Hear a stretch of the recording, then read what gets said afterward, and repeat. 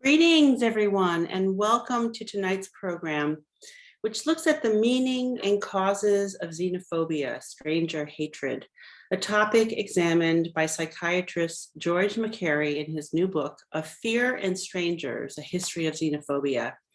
My name is Marcia Eli. I am the Director of Programs at the Brooklyn Public Library's Center for Brooklyn History.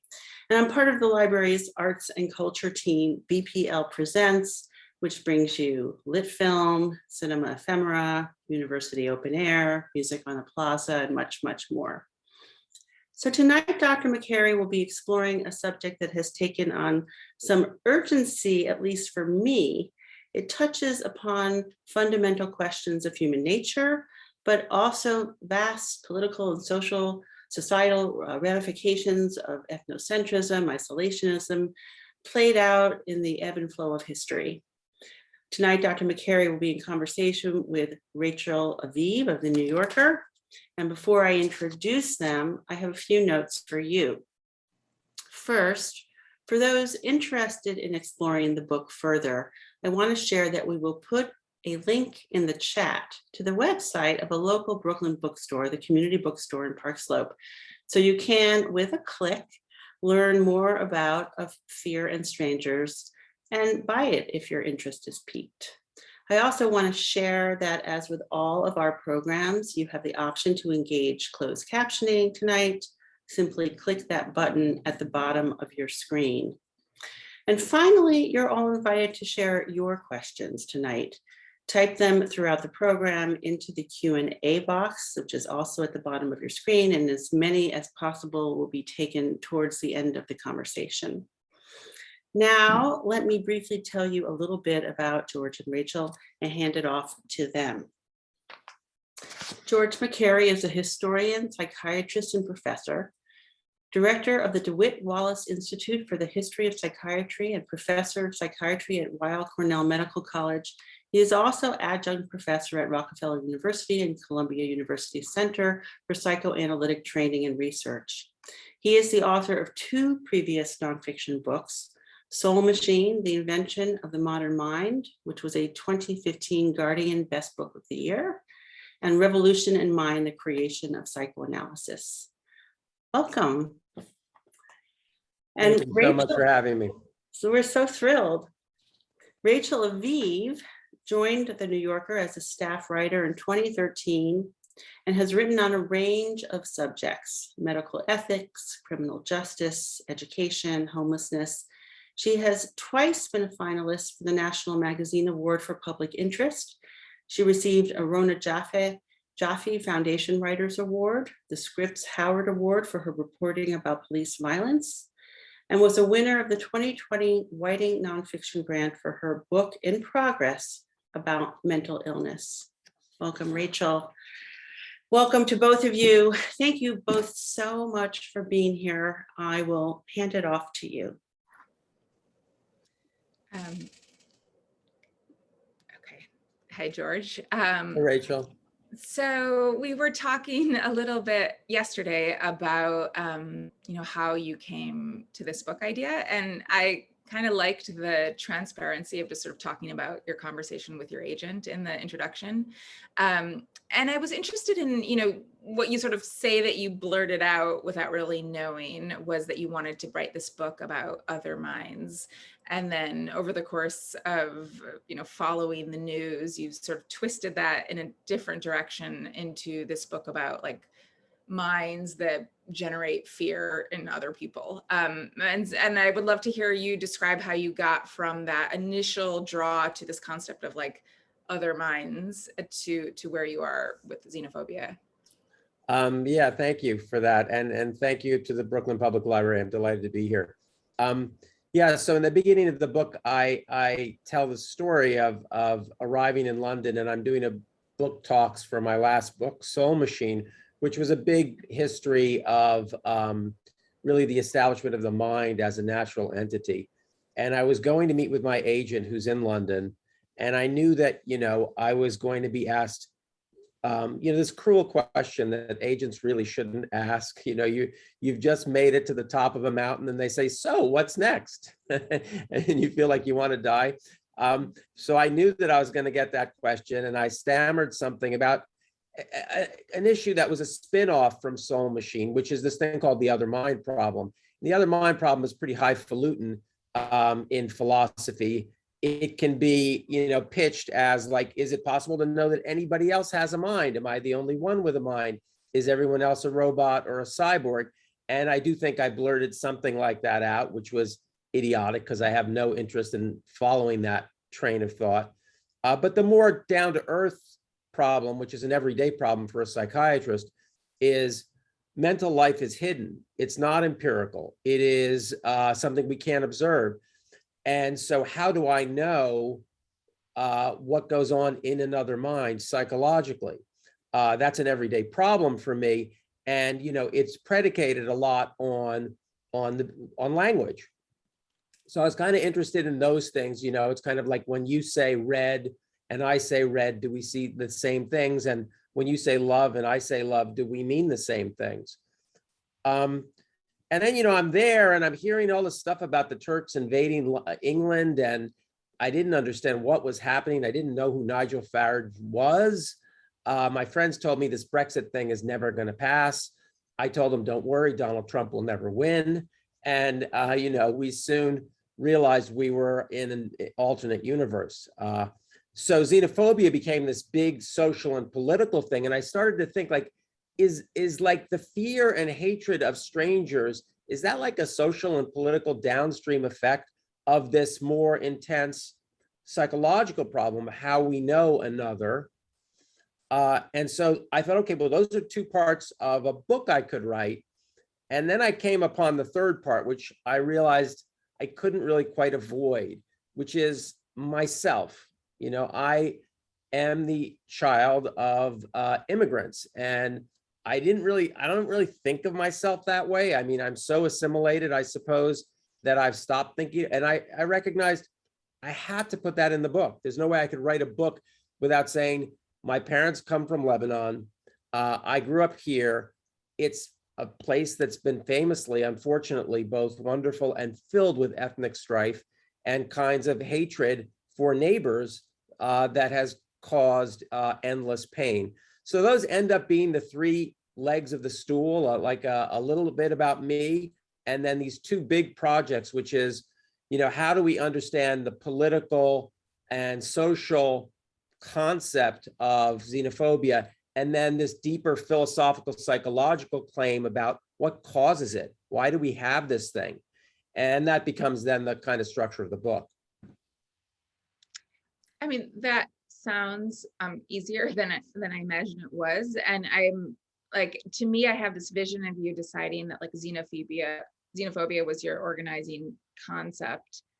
And then sort of like putting the word in Google Books and seeing what happens. Like, I don't know. Right. I'm curious where you go from like, I'm going to tell a history of xenophobia to like, these are the characters who are sort of advancing the ideas, or even like, this is how the idea is sort of functioning as a character that's evolving. Like that feels very mysterious. And I would love to know how you like go from point A to point B, which is the book. Right. The answer is very indirectly. There's like a lot of weird points that don't connect. The first thing was I thought that where in secondary sources, what I read was correct, which meant that there was no way I could do a history of xenophobia. The claim was that it's from antiquity and it was Greek. And so I'm not a classicist, and so I was just curious. I just looking into it, really, that was not going to be a book I could write, So it turns out that's completely wrong, and that it isn't from antiquity. So now I'm interested, right? And now the hunt starts to begin. Where is it from? No one's told the story before. So there's this kind of like, following your nose process that I actually tell in the book, because I realized like, actually, that is part of the red thread of this book, is it's one person's attempt to sort out what this means. And how it's come to mean what it means, and the misinformation we have about what it means. So, I really start with a couple of like, he swings, he misses, and eventually get to this point where I go, wow, I'm the first person who actually in print that I know of has figured out where the concept started and when it went viral. And then the crazy thing was I found the guy who coined the term when it went viral. So it became a historian's kind of delight of like following clues and clues and clues and then being usually you're not rewarded. This time I was rewarded rather generously.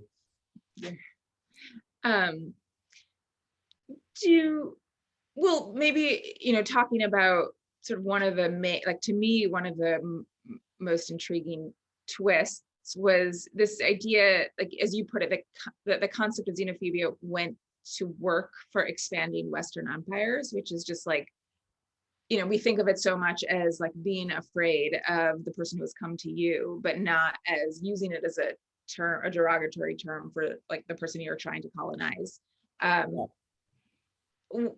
Can you talk a little bit about, how you see it as sort of serving the work of people who have the colonial enterprise? Yeah, look, it was a really shocking revelation because I claimed to xenophobia thinking that it was this kind of moral and political ethic that was in the service of toleration, right?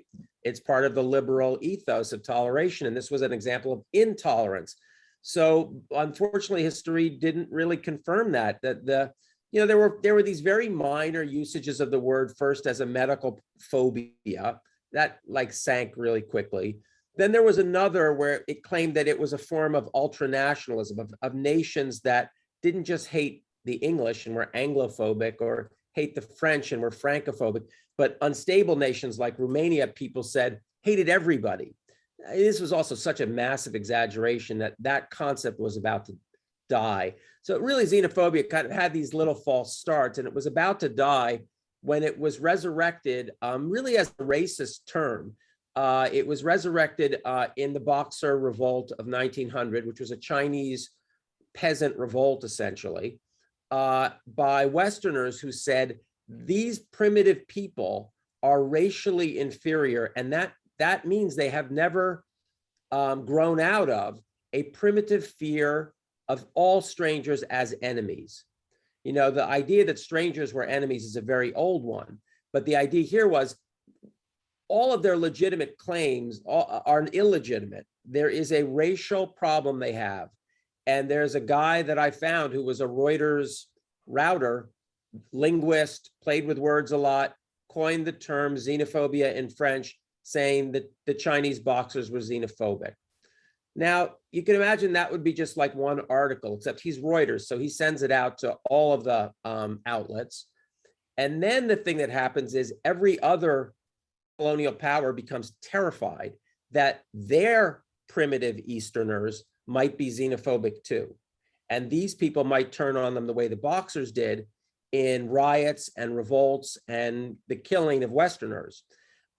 It was, again, a way of conceptualizing host and stranger that said, we're coming with the project of civilizing you, of bringing science and Christ and all of these good things. And why would you possibly attack us? Oh, it's because you have this problem of being primitive that makes you have xenophobia. Xenos, the Greek word for stranger, and phobia, the word for fear. So that was the first real time that the term went viral, exactly kind of the opposite of the way we would expect things to go. And I think a xenophobic use of xenophobia. Yeah. You write that in 1936, the League of Nations report described xenophobia as, quote, in reality, essentially psychologic. And I was interested in when xenophobia gets medicalized and how you assess that move and how problematic that is. Yeah, that's a really good question. It starts out, and really it's part of political discourse. It is journalists writing about this. It is diplomats talking about this. It is colonizers and colonized peoples whose kind of actions are being described. It is not thought of in a deeper framework because there was a deep framework. It was racial science. So the first underpinning for xenophobia was very clear. It was racial science, which is the science that said there is a real science of the races. Races are different. Some are more involved, some are less involved. This fit hand in glove into that model. It only starts to be a matter for doctors and anthropologists and scientists to think about xenophobia when racial science starts to have its pivot into what this guy named Finost called le racisme. So racial science starts to seem like racism, just a bigotry. Now there's a question that hasn't been answered. So then what is happening here? If it's not racial, what is happening? And people start to notice, hey, by the way, if you thought it was racial, how come the guy next door to me in London is as bigoted as you say these Chinese and these Arabs and these Ethiopians are, right? They start to have problems at home with immigrants. The Brothers League in England, all of the anti-Asian legislation and racism in America. Of course, the long history of anti-Black racism in America, and both anti-Italian sentiment and anti-Semitism in France. They start to say, like, this thing that we're saying is race-based. Maybe there's no such thing as race, which is what, Franz Boas starts to undermine. And B, if it's race, how come it's like happening in the East End of London?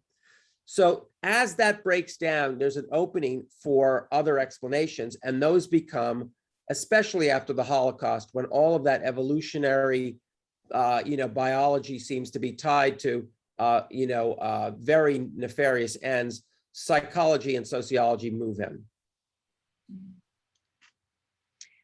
I was surprised to feel like very almost inspired by behaviorism and sort of what behaviorism has to offer in the understanding of xenophobia. And then when we were talking yesterday, you mentioned sort of school integration and desegregation as like an outgrowth of what was going on in the lab in these behaviorist studies. Am I extrapolating correctly? If so, I'd correctly, yeah.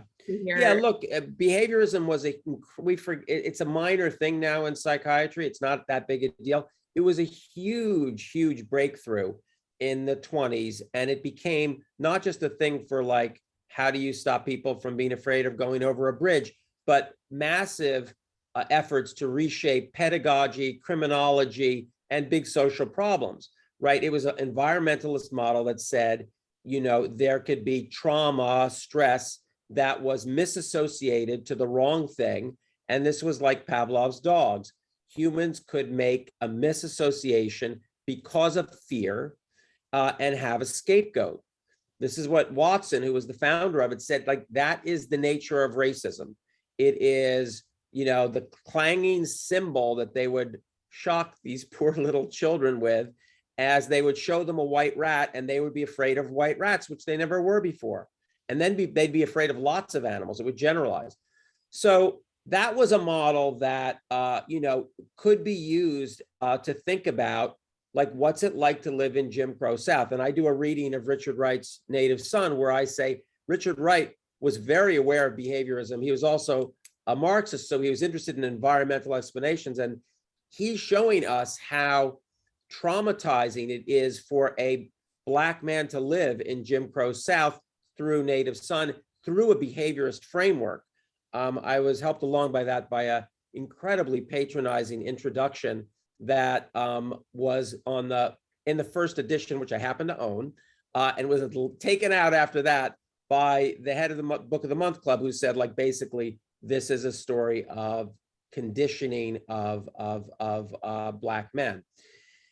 Patronizing because it didn't really honor Wright's art. But that was a really important model that we still need to honor. Why? It's got very obvious ameliorative options, right? If you took that kid who had been made afraid of white rats and you exposed him to white rats without the cymbal crash and habituated him to white rats, he gradually lost his fear. That is a lab-based model that exactly, I think, correlates to desegregation. Pull people together who are strangers, who are living in different camps, who have all sorts of negative ideas about each other because they've been drummed into them, pull them together, and they will start to habituate to each other and recognize each other's mutual humanity. It's a powerful model because we still use it, right? We still feel like bring people together, have them play in the same sports team, have them in the same class, have them in the same clubs. Some of these things will break down. There are two questions that follow from that. One is, what about the people who have never been traumatized, have never had a symbol crash? Why are they xenophobic? Why do they hate immigrants from so-and-so? One of the stunning things that you find in xenophobia is often the people who are the most xenophobic are in very rural places where they've never even seen the person. You know, in Germany right now, the AfD, which started much of the anti-Turk, anti-Syrian hatred, come from very rural parts of former East Germany where there ain't any Syrians there. They're not living in major, and you know, I think we could see that. So there was a sociologist who nailed this early on and said, you know what, there must be another component. And that's where the idea of stereotypes came in, where you can just watch a movie, right, and get an idea about, for instance, Black men as rapists, and walk away with that idea and be, you know, committed to that idea. You didn't have to have a symbol crash. So those are two models that really are environmental, that emerge, that say, hey, you know what, there's something we can do about this, change the environment, you can change the outcome. Are there other, I guess, like, what ameliorative options or solutions do you find compelling that sort of come from different psychological traditions? Well, you know, those are the ones that are easier, frankly. The other ones get tougher. You know, that's those ones, behaviorist and cognitive, are what we do with unconscious bias training, what we do with integration. We can work with Hollywood undermining stereotypes. That's all good stuff. But the question that remains is, what about the people who those things don't touch at all? What's up with them? And that's where you have to turn to a model that says that they actually have inner desires to demean or hate or have a scapegoat. And those inner desires mean that they're not going to go to their unconscious bias training. They're not going to watch the movie that has, you know, Whoopi Goldberg as God. They're not going to be interested. And those people fall more under a psychoanalytic rubric where we talk about projection. And Freud kind of put this idea forth that there are people who live with so much inner turmoil, guilt, and shame that the great relief they have is to deny it in themselves and project it on someone else. And that gives them great relief. They are purified internally and they have an outer scapegoat. They don't give that up because you teach them about the Holocaust or you teach them about Jim Crow in the South. They need that for their inner stability.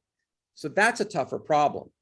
And I talk about, you know, these subcultures of shame that look to grandiosity, like white supremacy. Like, what is white supremacy other than an exposition of white shame? You know, it is an attempt to rectify internal shame by claiming we never lose, and we're superior. So we have to think about subcultures of shame, and there are a bunch of models, none of which are as simple as, frankly, unconscious bias training and changing stereotypes. So did you get to a point where, I mean, I think one of the questions you asked was, I'm trying to see how you phrased it, something like, yeah, what makes a sane man phobic of strangers?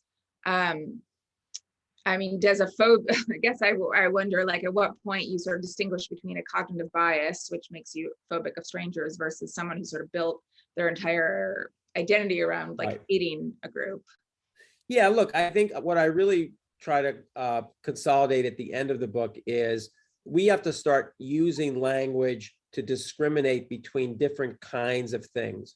I'm distressed that we use one term for many kinds of things. I think that it makes us actually lose a sensitivity to, for instance, I think racism has many different things piled into it, and xenophobia has many things piled into it. So I distinguish other anxiety, which is, I think, common. It goes from the everyday, the like literally, I don't know what you're thinking right now, and are you interested? Are you bored? Are you angry? Are you sad? That level of everyday other anxiety that we solve with language mostly, and with dialogue and with recognition, to, you know, these people who have stereotypes and have unconscious biases. Those people are all of us, and how we manage that with toleration, with education, with understanding that we all are fallible in those ways. And I make a distinction between those things and other anxiety and people who have xenophobia. Xenophobia to me implies a commitment to hate, and a commitment. And the point here is the stranger can be different. It can be a Jew, it can be blacks, it can be trans, it can be homophobic. We have a lot of words for the victim groups, and we need those words. They're super important to protect those groups. But xenophobia is a word that talks about what's going on with the victimizer, not the victimized group. And that's why I think it's so important. It helps us maybe think in a more unified way about what's going on with them. And that is a problem that, you know, is not easily solved by, you know, education and exposure. You know, I propose a bunch of different partial solutions, but I leave it to other people to find out, you know, how we can stop, you know, do truth and reconciliation, so people don't have the same, you know, thing that happened 200 years ago drummed into them over and over and over again. So they hate that ethnic group that did them 200,000 years ago, slaughtered their people. You know, how we manage, you know, groups that are, you know, have fallen through the cracks and in fact have collapsed in terms of their economic and social standing. You know, we live in a winner-take-all culture. It's a problem, I think, for our country. So there are a lot of, you know, partial ideas about how to manage those things. But, you know, I wish I could say there was a you know, great, an obvious solution. You said yesterday that you were talking about like the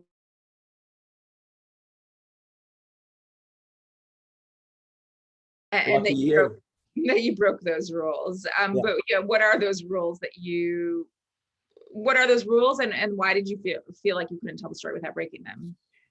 Yeah, so look, the rules of kind of intellectual history that I broke were a few. First of all, I put myself into the story, right? So I felt there's no way I can write this and not tell the story of my family as Lebanese immigrants. So that was the first rule I broke. The second was, there's a way I really followed the rules. So I did the first part of the book is the history of a term, the word xenophobia. What's the life of that word? Now, it bubbles through different human beings. The story only comes to life through human beings, but none of the human beings are the main character. The main character is this, you know, amorphous spirit, this word that goes through different iterations and different challenges and comes out the other end in around 1945 as the xenophobia that we think of when we think of xenophobia. That's the history of a term. The second part of the book is the history of a concept, the concepts where people tried to understand what made this happen. What are the causal explanations? So the term and the concept kind of distinction is very standard in history of ideas, right? But then I felt like, hey, you know what? I can't end this book without saying anything about A, trying to pull these things together, and B, what the heck is going on with us right now.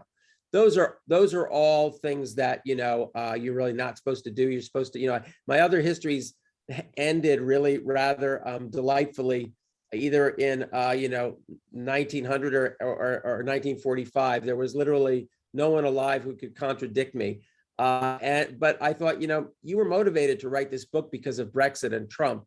You owe it to this project to try to say what you can say about how we can clean up our thinking a little bit about this, and what's going on right now. You mentioned that you saw however many patients today in your own practice, and I am interested in ways in which the work with the clinical work sort of might motivate or inform the kind of way you're writing, and vice versa, sort of how you move from a space of working on this project that's very within your control to going into an office and talking to patients. Yeah. It's actually in some ways very different, in some ways very similar. Like when I am listening to my patients, I'm really trying to understand kind of their dialect, their personal language, what they mean by words that I might mean something slightly different by. I'm trying to understand the fantasies and the desires that impact how they articulate themselves. And so the idea of understanding their language in a very nuanced way, and then understanding what, underneath it gives rise to different ways of articulating, connecting with me. That's very, very familiar to me from my work as a clinician. The thing that, is of course less part of my clinical world is, well, first of all, I broke a rule there too by talking about my family. So I felt like I had to do that, and it's nothing I do in my sessions, because my sessions are very much about having my patients articulate their life stories, and I try to be a guide on their journey and not in any way usurp that with my own journey. So that's something that I wouldn't have done. And then I do come to some rather, come to conclusions about certain things, about hey, what should we do?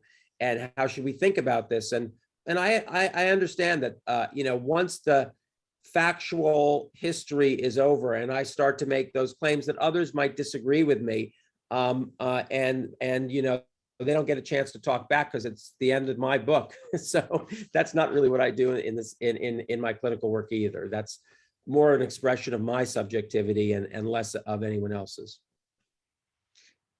Does it ever, I wonder how much conversation there is within psychiatry about not xenophobia within a clinical context, but that sort of fear of strangers that might occur in the office. Suddenly you're confronted with this person coming in who is you need to empathize with, and that is a really hard task.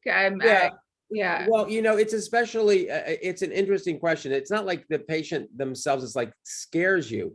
It's more like these more subtle things of, what if they're in a category that you have a stereotype for? How sensitive are you to breaking down that category and allowing the person to be the nuanced individual that they are, right? And so that's something that, a lot of the training is supposed to help you uncover. What are your internal biases, so that you don't, in fact, turn the person into an object rather than help them articulate as much as they can their subjectivity.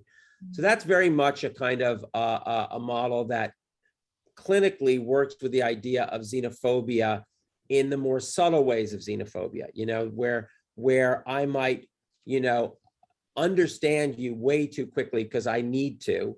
And in that way, make you disappear a little, make you a stranger. So those are things that I do talk about in the book, and I do talk about that model of the other as an important one to help us understand those dynamics, which are interpersonal and are often about power. And so those are things that we very much teach and are try to be aware of in the clinical encounter, where the psychiatrist, of course, starts out with a lot of power and needs to be super careful about it. And, because ideas about anti-racism training and conversations about how to create anti-racist citizens is so present right now, I imagine it's something that you were trying to make sure how to separate xenophobia from racism. But I'm interested in what you see as the psychological tradition, if any, in the kind of ways we've been thinking about, like how to train people not to be racist.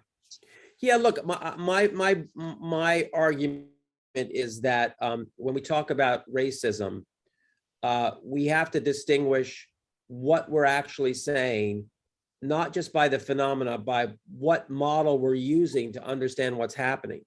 And if it's, cognitive unconscious bias, we have to acknowledge it's everywhere, and it is something that we have a way of managing and we can do better on. And that, we can't shame people for those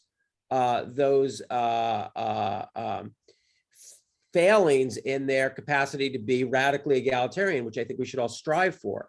I do think that, thinking about a racist joke is different from saying someone is a racist. If I say someone is a racist, I'm talking about their personality structure, in which they need, and they might be a racist, but a lot of these are interchangeable. They might be an anti-Semite, they might be an Islamophobe. The Emery Borgotis did this research that showed, like, actually, and Adorno showed this too, actually the people who hate Jews, hate blacks, hate Arabs, hate Africans, and they're not necessarily one-stop shoppers, and so those are people where I'm much more comfortable saying they are a racist, because it's fundamental to their personality structure and the way they defend themselves from anxiety and a feeling of guilt and shame. And that also should be distinguished from the thing that's also become a hot potato, which is structures that create unfair, racially biased outcomes. And that this, critical race theory, which has become this hot button issue, it's really, not very controversial at all, in my view. It says that, institutions and structures in particular places have imbibed certain values and have rules and have norms and have conventions that ultimately create racist outcomes, let's say. That doesn't mean that anyone in those institutions intentionally is racist or is a racist in the psychological way that I just defined it. So I think if we make those, simple distinctions, we start to see where the biggest trouble is, where an everyday trouble is, and where a kind of structural trouble is. And we can start to treat them in different ways, and in ways that do not divide a whole group of people who are in some way, at least partially, and hopefully more than that, committed to egalitarianism. Yeah. Well, I would love to, before we move to the Q&A, I would love if you could read maybe a little bit of the final few paragraphs, just sort of give a sense of. Yeah, thank you. So at the end of the book is a coda that is in my voice. I am in this small village that's where my wife grew up, on the border of France and Spain. It's a village that is very much about immigration and about lines of nationality crossing. And we're very close to the Pyrenees, these mountains where many of the villagers that live in our village on the French side settled there when they fled Franco. And soon after the Republicans fled Franco through these mountain passes, a whole slew of people fleeing the Nazis started to go the other way, because you could get from Spain to Portugal and out of the Nazis' realm. And I decided after I finished this book that my wife and I would take this hike that is the famous hike that Walter Benjamin took, and that Walter Benjamin died on, essentially, having been captured at the border by Spain, which had changed its rules and was going to send him, a German Jew, back to what would certainly be his death. He committed suicide in a hotel that was guarded as he awaited his fate the next day. So that's this is what I'm going to read to you at the very end of the book here. The story of Walter Benjamin's flight is famous, and it has long haunted me. Did this brilliant wanderer, this European flaneur, know that in the end he would become mythic as a man on the run, a Xenos turned away, crushed by cool legalisms enforced at foreign ports and borders? In his final despair, did he know his story would be rewritten backward so that this hike would become a tourist destination and his spirit would forever linger in dingy Portbou? And what of his briefcase? He had a briefcase with him that was never found. He said that it had something in it that was worth more than his life. What was in it? Many have speculated, but I think the simplest answer is hope. That leather bag contained Walter Benjamin's last appeal. It was what remained of a trembling, failing trust that perhaps his voice might vault over the highest walls of hatred to far off, perhaps quite foreign beings who might join with him over those pages. Sometimes I imagine that if one stumbled upon that dusty valise and pried it open, as in the 1001 Nights, it would release the roaring voices of history's refugees and exiles, all their lamentations, their laughter and their stories, all their accusations and confessions, all freed from oblivion together in a waterfall of sound so grand, so sublime, that for an instant it would stop everything, even time. History is a trip into the spirit world. It is an attempt to wake the graveyard and give our ancestors voice and form so that we can confront them and free ourselves from their spells. History at its best then carries the hope not only of resurrection, but of exorcism. It holds the desire that by remembering we will not repeat. Of Fear in Strangers has been my attempt to remember for myself, for you. Xenophobia is not some antiquated classical term. It is our word. We have a name for what is happening to us, what has been growing in scope, flashing red, spreading. The only questions are, how extreme will it become? What forms will it take? Who will it target? And who will stand to oppose it? This hatred will not end of its own accord. This is our catastrophe.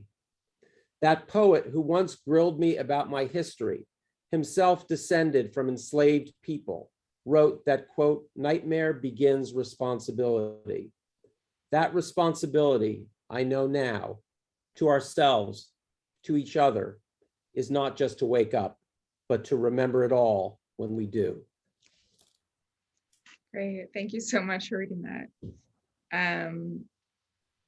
I think we could probably switch to questions if that works for you. Should we switch? Great, yep. Is that, okay. So I see one question, and I don't know, is anyone supposed to, so am I facilitating this? I think so. Okay. I see number question 1 is someone from Hugh. There is an economic fear associated with xenophobia as well. For example, many fear how immigrants may work for lower wages and longer hours, move into our neighborhoods and lower housing values and more. Is the solution to xenophobia greater than psychological?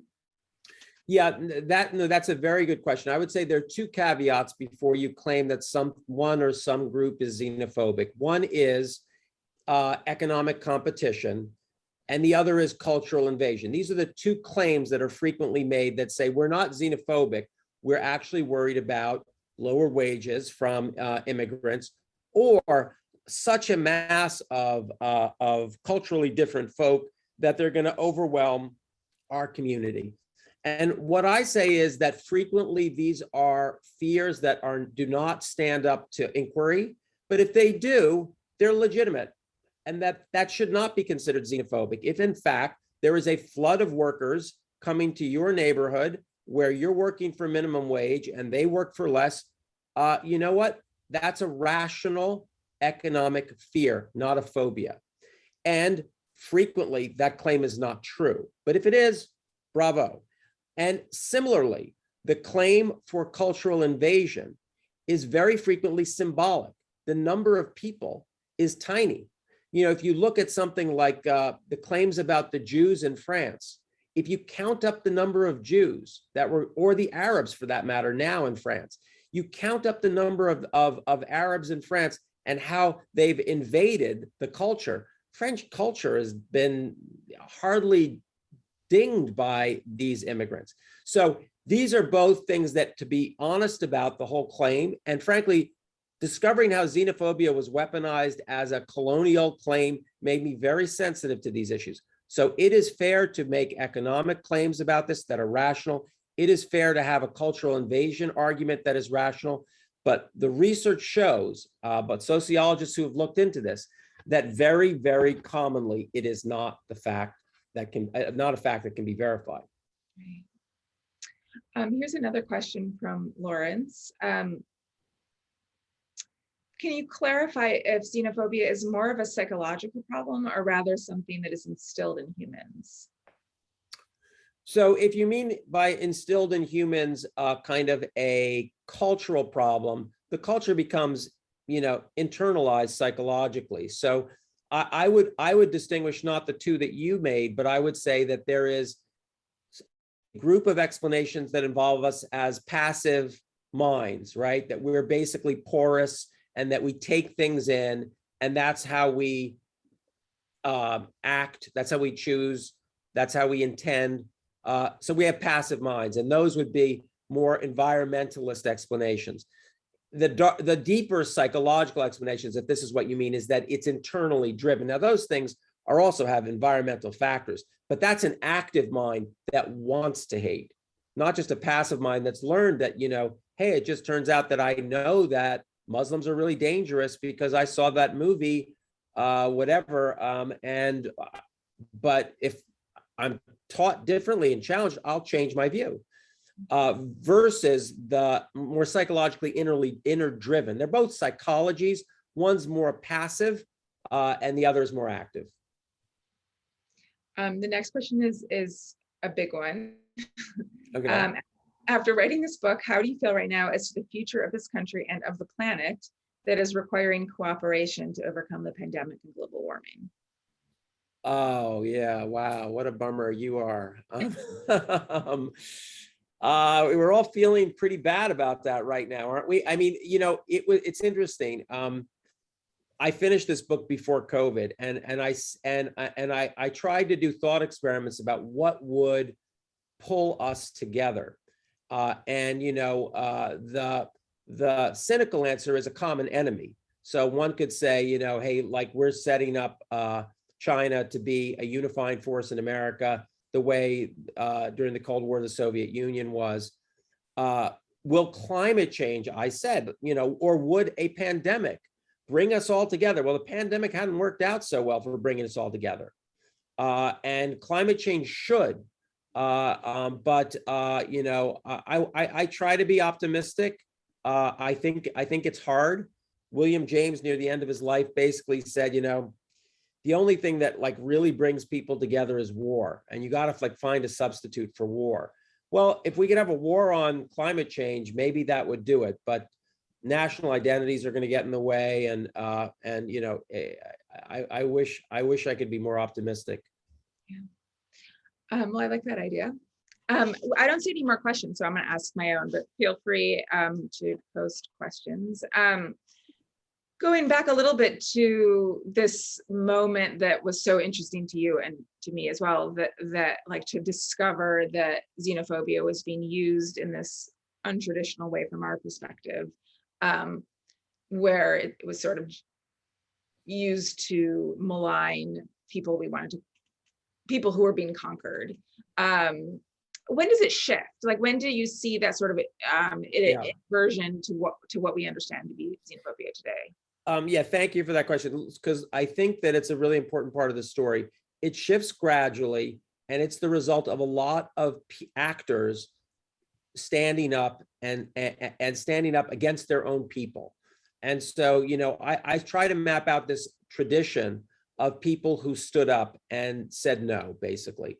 And they say no, not to other people, but to their own nation. So you start to have this tradition with Joseph Conrad writing about the Congo, and with Roger Casement coming back and showing what had happened in the Congo.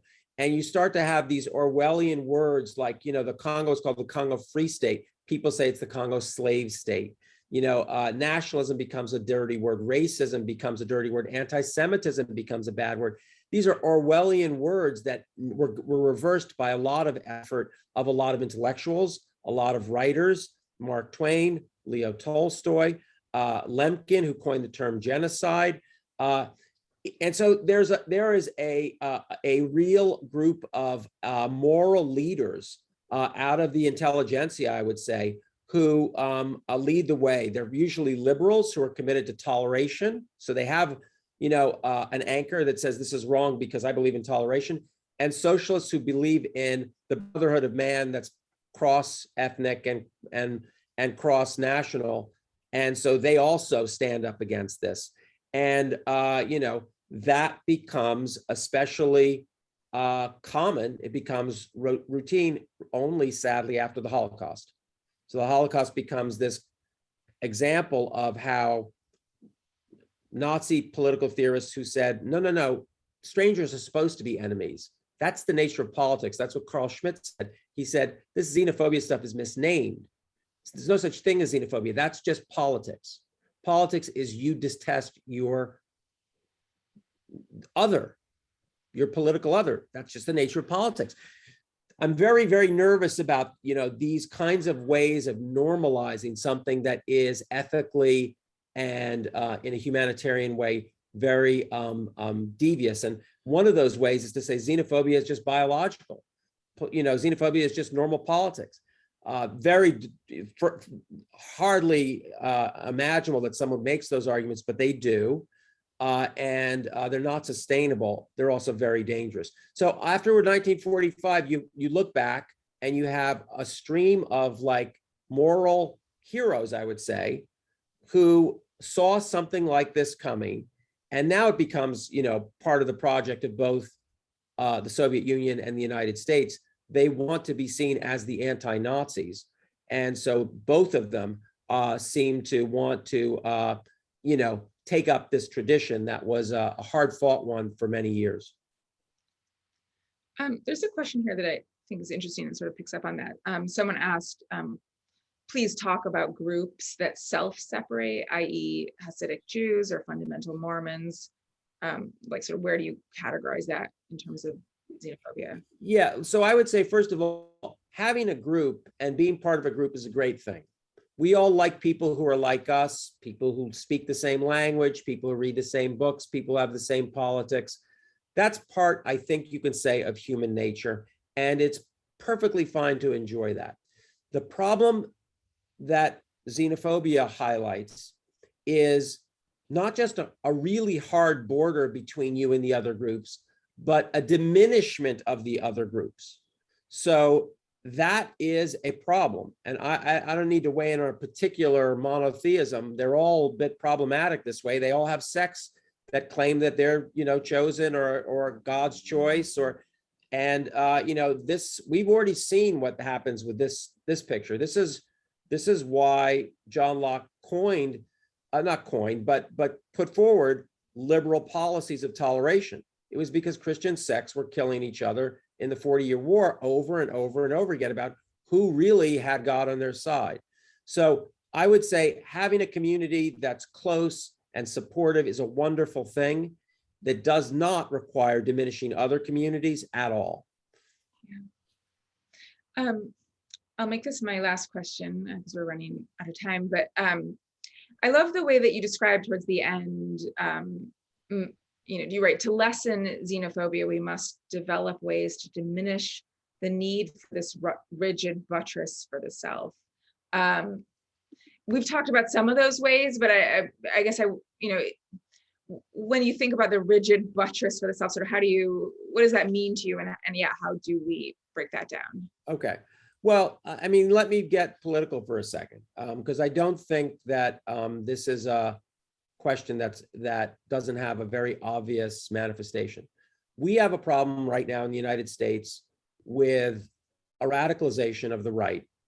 I argue that the loss of the Cold War and that it goes back a long way and these cold warriors had no real obvious direction, but it's a real problem. And it's a problem, I think, that has been, with populism, attached itself to a lot of people who felt lost and forgotten. Now, I am not eager to, in any way, ratify their positions. And I think the laws should be absolutely firm in protecting the rest of our community from any kind of violence or discrimination from this community. But at the same time, we have to try to understand them. And shaming the shamed actually just doesn't work. Shaming the shamed only leads to rage. And so I think that we have to think about how in our country, these subcultures of shame have grown. Remember, you can talk about the academic left. And I just read an article in the Times today, like there were 450 professors who have been in some way gotten in trouble. And I feel for them. Did 80 million people vote for Donald Trump? I think that's the number. It's something like that. We have a huge problem. And it's not just in our country. In France, it's very possible that the final two people running for the leadership of that country, one of them will be Marine Le Pen, who is comes from a Holocaust denying father and has just kind of shined it up a little bit, but is a avowed xenophobe and an avowed racist. She might get millions and millions and millions of votes. So we have a grave problem, and we can't just preach to the choir and only work on the easier problems. We should work on the easier problems. I think it's great to do some of the things that we're doing in communities where we're really essentially doing consciousness raising and trying to broaden our appeal to make sure people think about, for instance, race after George Floyd's murder. But we have a big problem, and it's not just there. It's in Hungary, it's in Poland. It is a problem that seems to have a sweep in many places. So I think we have to think about it in refined and nuanced ways and start to see that problem as different from a host of other problems, which might be related, but not exactly that one thing. So in a way, my project in kind of clarifying the word xenophobia is so that we can use it as a tool and as a part of a lexical map that orients us and helps us understand what we're facing and what we need to do about this. That's my hope really for this project. Well, I hope that people, the book, I just want to say, is so impressive and elegant, and like it's not just I also want to recommend that people read it for the actual writing, because it's just really beautifully done and beautifully written. And thank you so much for this conversation. I don't know what our next step is. Yes, okay. I pop back in magically. Thank you both so much. What an important lens to look at history through, and today through, and you've got the mind really, the wheels are spinning, and I really want to thank you both so much for this conversation. And I want to tell everybody, all of you, that this is recorded. It will be posted tomorrow on the Center for Brooklyn History's YouTube channel. And I hope you'll explore the other programs that we have coming up. Next week, we'll be welcoming sports editor at The Nation, Dave Zirin, who is an extraordinary speaker and passionate man, who will be talking about protest and racial justice and its intersection with sports.